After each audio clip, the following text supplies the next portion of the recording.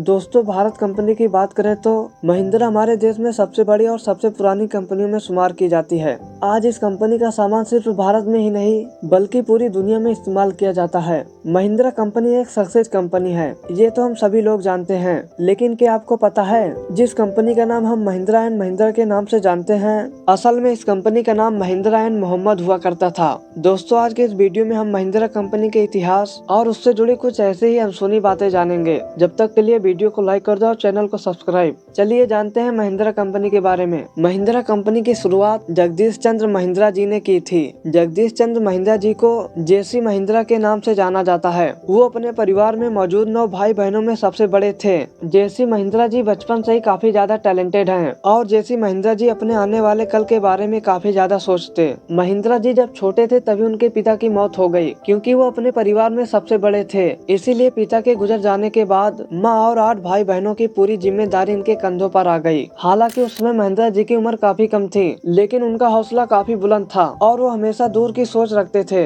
दरअसल जिस समय लोग भारत एजुकेशन को खास वैल्यू नहीं देते थे, उस समय उन्होंने पढ़ाई लिखाई के महत्व को बहुत अच्छी तरह समझ लिया था और यही वजह थी कि अपने पढ़ाई के साथ ही अपने भाई बहनों को भी अच्छी शिक्षा प्राप्त करवाई। और खुद जेसी महिंद्रा ने इंजीनियरिंग की पढ़ाई बॉम्बे के विक्टोरिया टेक्नोलॉजी इंस्टीट्यूट से पूरी की, जो कि आज के समय में विरमाता जीजाभाई टेक्नोलॉजी इंस्टीट्यूट के नाम से जाना जाता है। पढ़ाई पूरी करने के बाद साल 1929 में जेसी महिंद्रा को टाटा स्टील कंपनी के अंदर एक अच्छी जॉब मिल गई। इसके बाद उन्हें भारत का पहला स्टील कंट्रोलर बनाया गया। वहीं जेसी महिंद्रा के भाई कैलाश महिंद्रा की बात करें तो उन्होंने अपनी पढ़ाई पूरी करने के बाद कुछ साल अमेरिका में जॉब की। साथ ही 1945 में जब वो भारत वापस लौट कर आए, तब उन्हें ऑटोमोबाइल एंड ट्रैक्टर पैनल का चेयरमैन बना दिया गया। हालांकि इसके बाद भी इन दोनों भाइयों को सरकार की तरफ से काफी बड़े बड़े काम ऑफर दिए गए, लेकिन इन दोनों भाइयों ने किसी भी ऑफर को एग्री नहीं किया, क्योंकि तब तक ये दोनों आपस में मिलकर अपना खुद का बिजनेस करने का प्लान बना चुके थे। दरअसल उस समय भारत अपनी आजादी के लिए लड़ रहा था और जेसी महिंद्रा को इस बात पर पूरा यकीन था कि भारत जल्दी अपनी आजादी हासिल कर लेगा। और साथ ही वो ये भी अच्छी तरह से जानते थे